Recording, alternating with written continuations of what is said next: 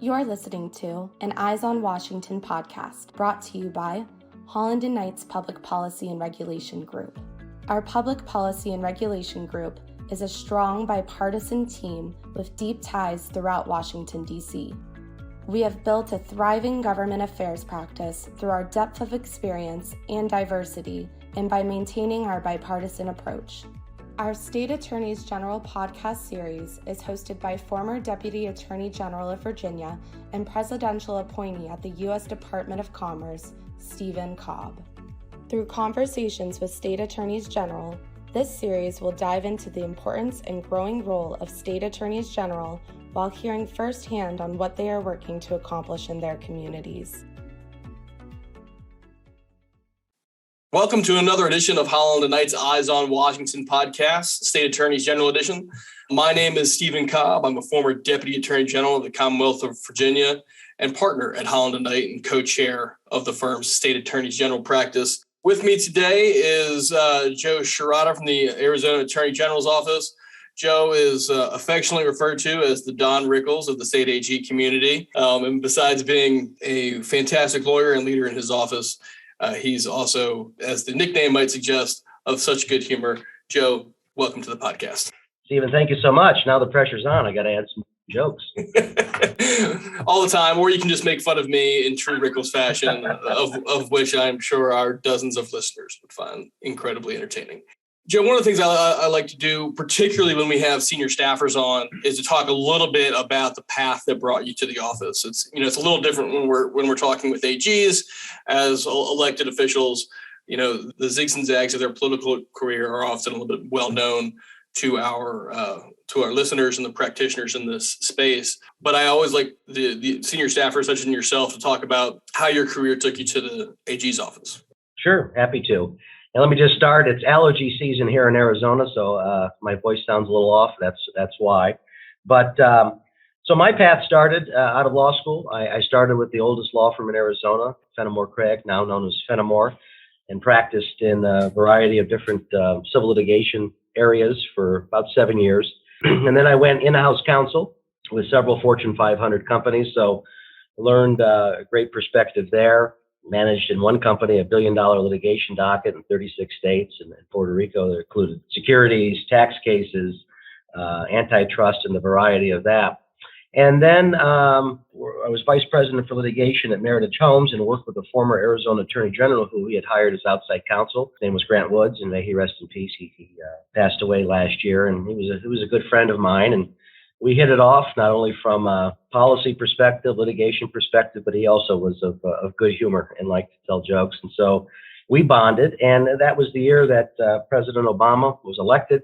Our then governor, Napolitano, went up to become Homeland Secretary. And we don't have a lieutenant governor in the state, so the Secretary of State ascended to office, and so the parties switched. And I had always been interested in it. I'm a poli-sci major in undergrad. I've always loved politics and policy. And he asked, would you have an interest in going into the public sector and doing public service? And I said, absolutely. I've always been interested in that. I've had a great private sector career, but if the opportunity were right, I would. And so, he introduced me to the administration and got hired on as the general counsel for the Arizona Department of Administration, which really was like an in-house counsel position. It involved torts, facilities, benefits, a variety of things, and also included administrative law. And I got to chair the Regulatory Review Council, which reviews almost all of the regulations that are put forth in the state of Arizona. And about a year into that job, I was approached and never thought I wanted that job, didn't ask for that job, but I was approached. And as an Italian, it was an offer I couldn't refuse.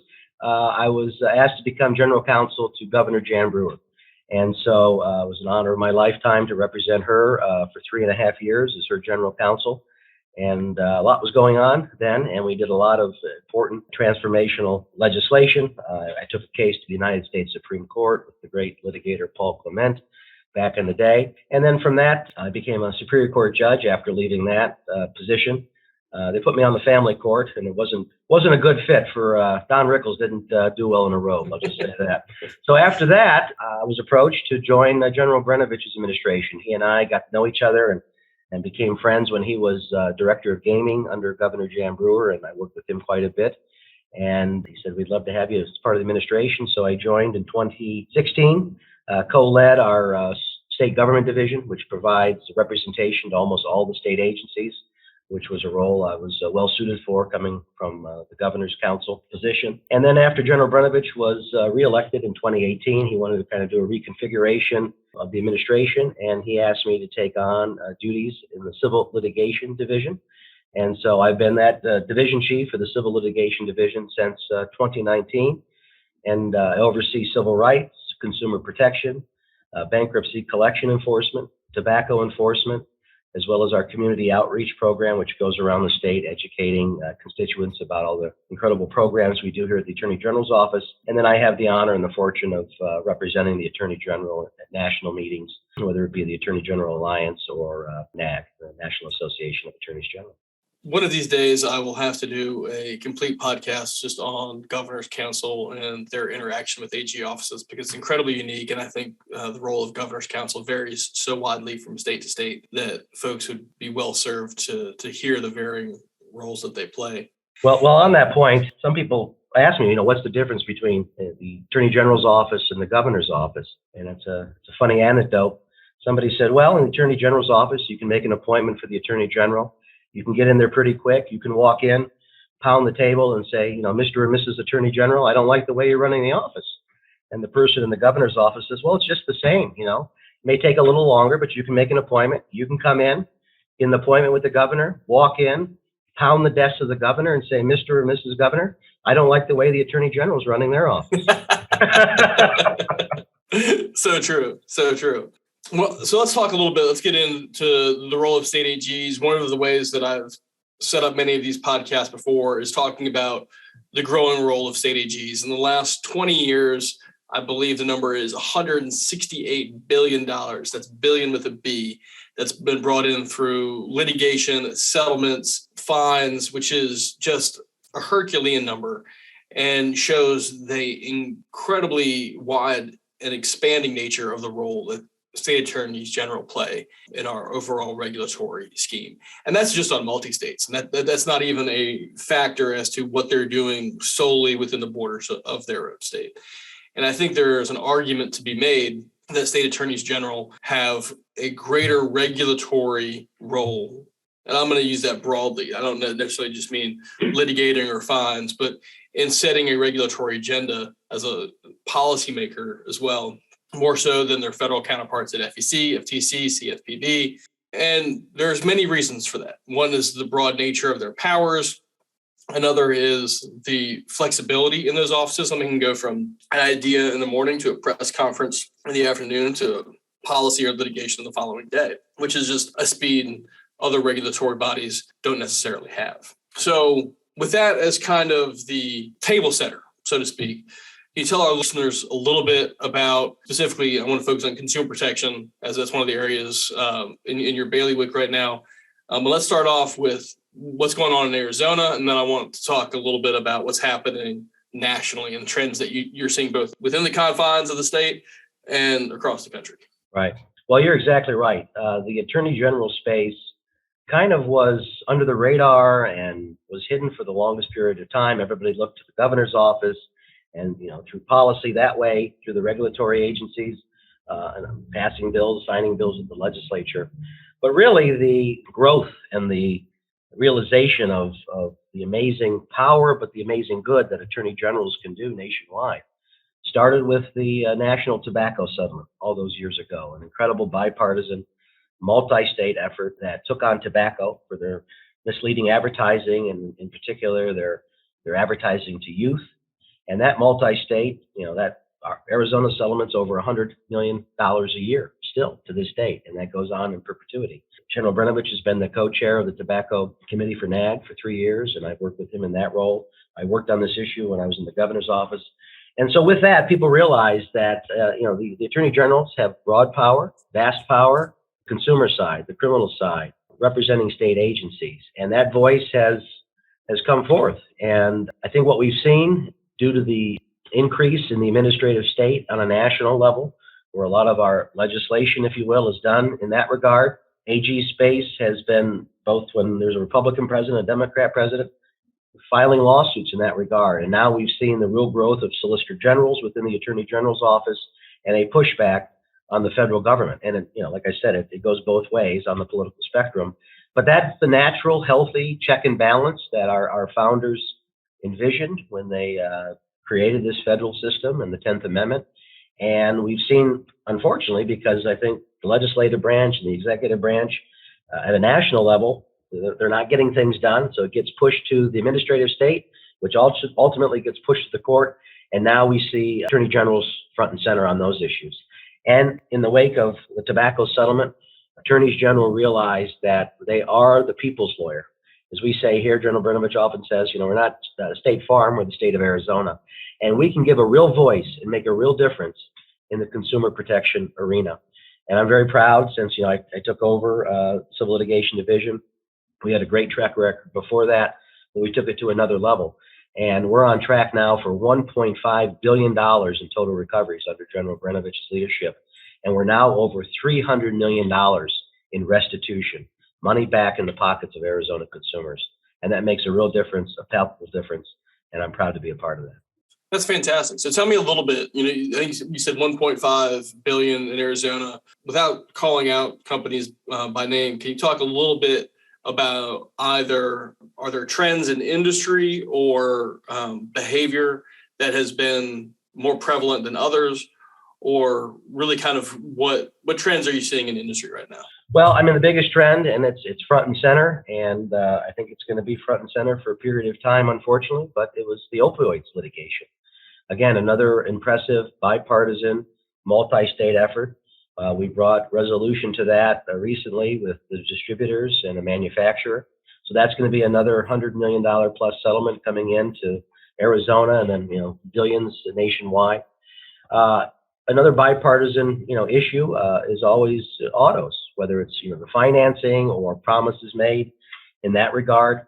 Another big area that attorney generals are keen on now is social media platforms and big tech and those type of things, especially there where there's a youth component. Everybody can rally around that, and that's been refreshing to see. It's amazing. The attorney general space, as partisan as our country is this day, is still a bipartisan arena, and people can come together in common fashion and goodwill to get things done. And that's why it's always a joy to go to these national meetings and see that, not only camaraderie, but the bipartisan focus. And when attorney generals work together, this is a space where we get things done. And so the other area I'd say are, health and medicines, big generic drug, multi-state litigation that's been going on for years. Those are always things that are trending and, at the forefront on a national level. So when we talk about all of those areas that you mentioned pharmaceuticals and automobiles and tech and several others. Describe for me, if you will, how companies in your mind should or shouldn't engage with state AG offices. Let me set the table for you a little bit better. I found both when I was in the AG's office and after I left that working with an AG's office can be a bit of a black box for folks who don't do so regularly. There's not rules of civil procedure for an AG's office. Both individuals and companies alike are cut off guard by the breadth of power that AGs have, be that a civil investigative demand or causes of action, right? Unique to state AGs. For instance, the nuisance causes that state AGs can bring and have that's been interpreted so broadly, particularly in the environmental arena. So both when I was in office and since I've left, I think that the dialogue is an incredibly important tool. And it's an education on both sides because consumer protection offices tend to be, and I believe rightly so, sensitive to complaints that they're getting in from consumers or headlines that they're reading. And sometimes there is a fact from fiction as to what is actually going on in the industry vis-a-vis where the complaints are. And so there's a information delta that sometimes can be bridged through proactive communication. So kind of now with that as the base, what do you see as kind of helpful synergies between the private sector and that mission of the AG's office across industry based in those kind of areas that you mentioned, like consumer protection and antitrust? Well, I think the key for industry is to get educated and involved in the attorney general space early and before there's an issue. And I think that's in part by having good representation and then going to these meetings on a national level. The programming is excellent. It tells you what's front and center. You've got great access to the attorney generals and their staff, and you get to know people before there's an issue. If you're trying to do that, reach out after there's an issue, after there's a problem. Obviously, it's a different dynamic. There's a different trust perspective. So the key is know the space, know your attorney general where you're doing business, know their office before there's an issue. And then when there is, I think transparency, candor, not hiding the ball. If you have those relationships built up to say, can we address this with candor to try and get ahead of it before that explodes? And I think the key is, and oftentimes I think companies make the mistake, they want to have litigation counsel be their lobbying or representation counsel or their settlement counsel. And I think that is problematic. You've got to look at it from, you may have to litigate and eventually that'll get to a settlement, but I think companies are best suited to kind of separate those two issues out, because sometimes the litigating entity doesn't have the grand picture in place. And if it's a scorched earth type of mentality to litigation, it could hamper those ultimate negotiations. So I've seen recently where companies, if it has gone forward, separate that out and try and deal with that on a separate track. And it's been very successful on that.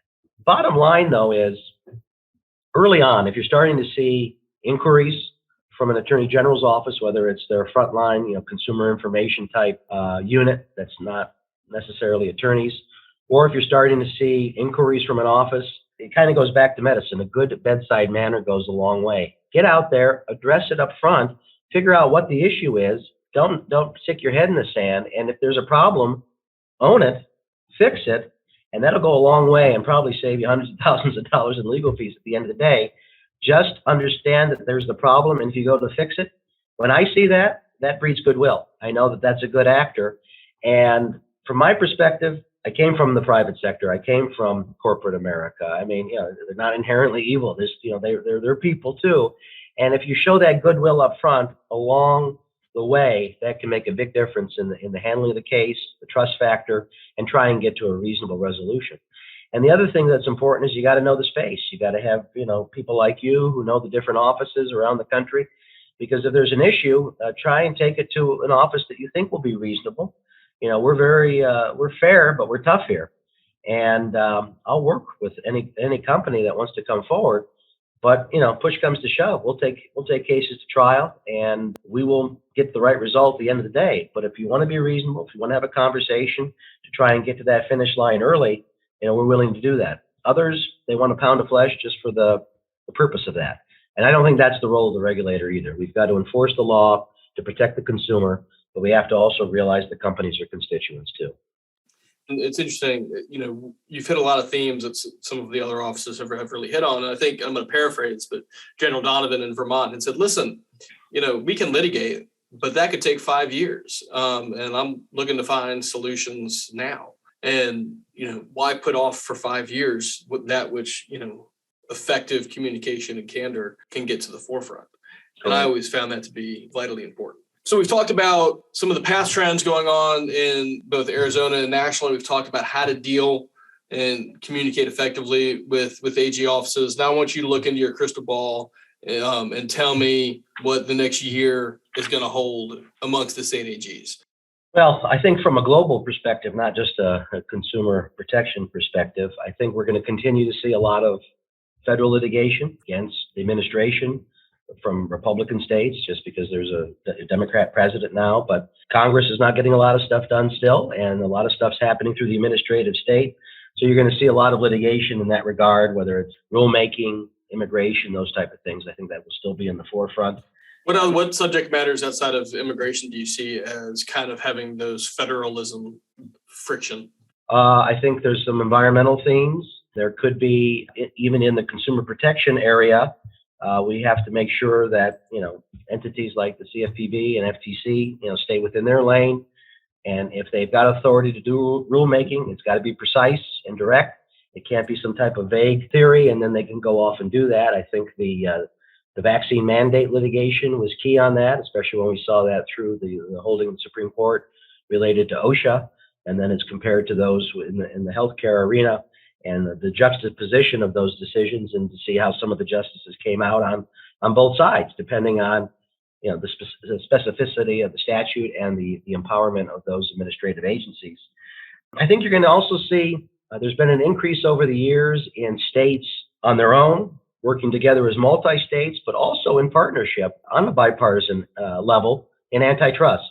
Because at its base, antitrust is a form of consumer protection, frankly, some of the oldest form of consumer protection in our country. And that has kind of seen a resurgence. And as there's consolidation and whatnot in some of our marketplace, we're going to keep a mindful eye on that as well. And states, it's just not, the merger side of things as well.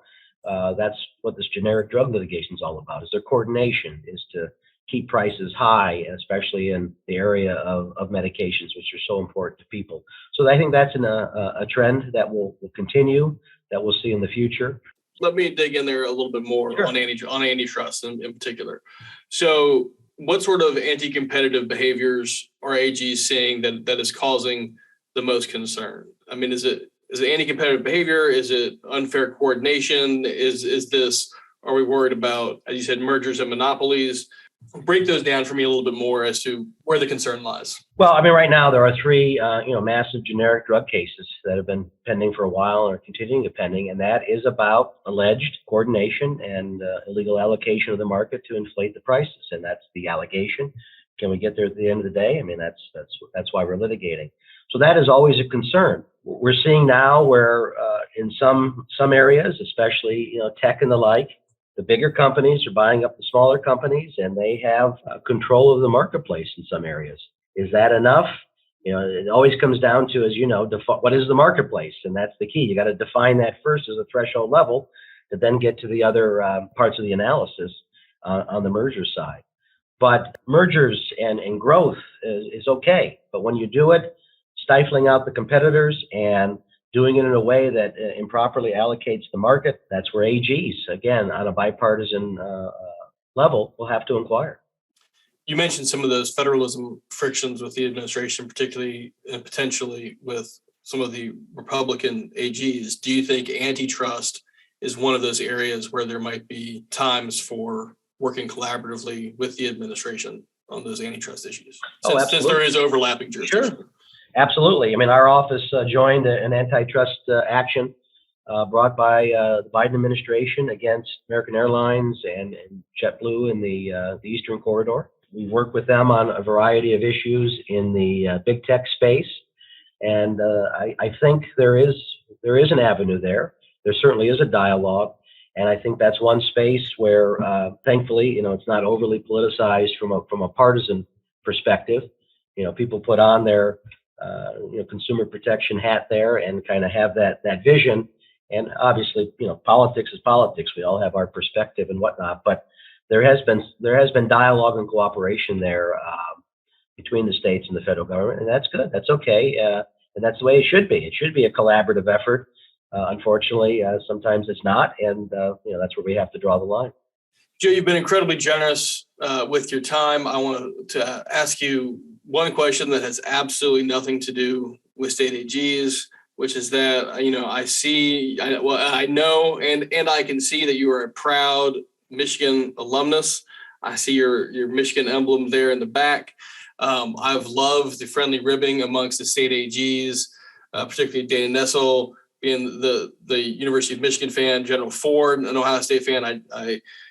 I'm guessing General Yost has jumped into the fray here. Do you have any bold predictions for Wolverines, Buckeyes this coming fall? Michigan finally got in the win column for the first time in a while last fall. Is this something they're going to be able to repeat?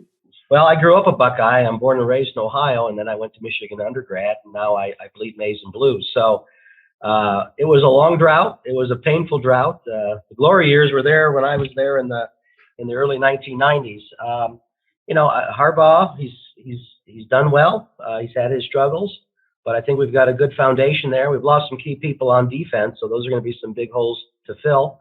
But I'm hopeful. But all I know is in the past year we're 1-0, and that's all that counts. There you go. Joe, before we close it out, is there anything, initiatives in Arizona, work that the AG's office is doing that you'd like to highlight?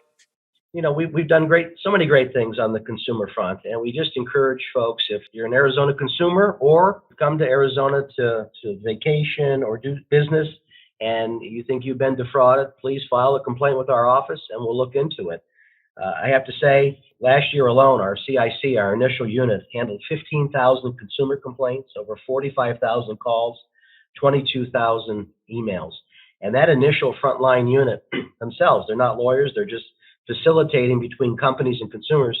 They themselves brought in and returned $5 million to consumers in Arizona. So we have a real impressive unit here, from those that interface directly with the public all the way up to our investigators and our lawyers. And a small matter could lead to a bigger trend. So we just encourage people to file. We'll look into it. And if there's an issue, we'll certainly move forward on that to correct the wrong if we can. Joe, thanks so much for your time. That's great information. This has been another installment of Holland Knight's Eyes on Washington podcast, State Attorney's General Edition. My name is Stephen Cobb, and this has been with Joe Sciarrotta from the Arizona Attorney General's office. Joe, thanks again, and we look forward to having everyone back for the next podcast. Thanks so much. Thank you for listening to an Eyes on Washington podcast, brought to you by Holland Knight's Public Policy and Regulation Group. For more information on our Public Policy and Regulation Group, please visit hklaw.com/PPR.